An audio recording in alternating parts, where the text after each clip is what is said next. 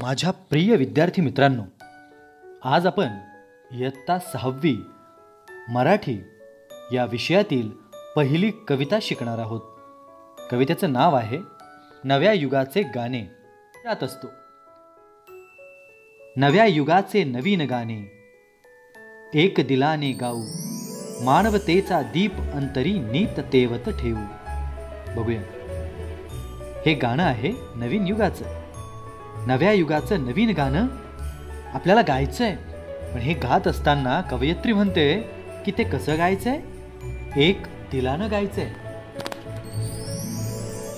आणि हे गाणं गात असताना आपल्याला सर्वांना मानवतेचा दीप म्हणजेच प्रत्येकाच्या हृदयात माणुसकी असायला हवी असा दिवा अंतरी नीत तेवत ठेवू. सदैव आपल्याला तो दिवा तेवत ठेवायचा आहे. अज्ञानाचा तिमिर सारुनी. तिमिर म्हणजे अंधार. अंधार दूर सारायचा आहे आपल्याला. कशाचा? अज्ञानाचा. तेजोमय हा सूर्य उगवला. अज्ञानाचा अंधार जेव्हा दूर होईल तेव्हा जो सूर्य उगवेल तो असेल तेजाचा, प्रकाशाचा. विज्ञानाच्या नभोमंडळी आपण तारे होऊ. आणि मग जेव्हा हे सगळं विश्व विज्ञानाने नटेल त्या नभोमंडळातले तारे म्हणजे तुम्ही. रंग आपुला वेगवेगळा, सूर्य आपुला एकसारखा, अनेकतेतून एकत्वाचे गाणे आपण गाऊ. आपला सर्वांचा रंग वेगवेगळा आहे, भाषा वेगवेगळी आहे, राहणं वेगवेगळं आहे, पूजा विधी वेगळे वेगळे आहेत. देशात अनेक ठिकाणी भाषा, प्रांत, कपडे आणि वेगवेगळ्या गोष्टी ह्या जरी भिन्न असल्या, वेगळ्या असल्या तरी अनेकतेतून एकत्वाचे गाणे आपण गाऊ. लक्षात ठेवायचं, कितीही अनेकता असली, विविधता असली तरी आपल्याला एकीचं गाणं गायचं आहे. हातामध्ये हात गुंफुनी, देशहिताचे मंत्र जपोनी. हातामध्ये हात गुंफुनी, एकमेकांनी सोबत राहायचंय, हात सोडायचे नाहीये. म्हणजेच आपल्याला देशामध्ये अखंडता आणि एकता ठेवायची आहे. देशहिताचे मंत्र जपोनी.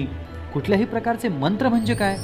देशहिताचे मंत्र म्हणजे काय? फक्तच बडबड श्लोक वगैरे काही नाही, तर जे जे देशहितासाठी आवश्यक आहे त्या त्या गोष्टी आपल्याला करायच्यात.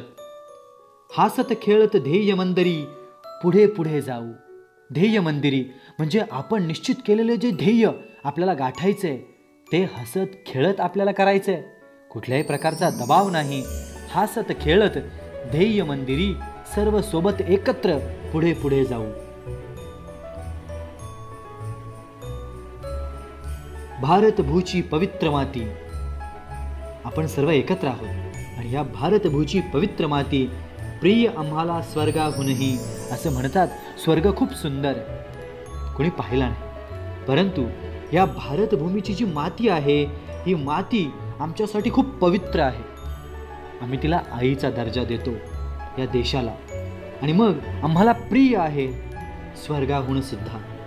या धरतीचे रक्षण करण्या प्राणपणाला लावू.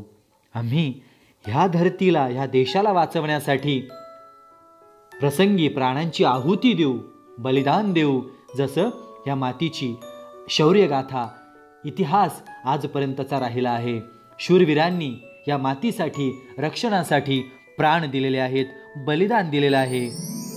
त्यांच्याच पावलांवर पाऊल या धरतीचं रक्षण करण्यासाठी आम्ही आमचे प्राणसुद्धा पणाला लावू आणि असं करताना डगमगणार नाही. या छान अशा कवितेच्या कवयित्री आहेत शुभदा दादरकर. ॲक्टिव्हिटीज आपल्याला काय करायच्या? वी.म. कुलकर्णी यांची कविता आपल्याला वाचायची मिळवून, माझ्या मराठीची गोडी, आणि सुरेश भट यांची लाभले आम्हास भाग्य बोलतो मराठी. तुम्ही ह्या मिळवा आणि ऐका.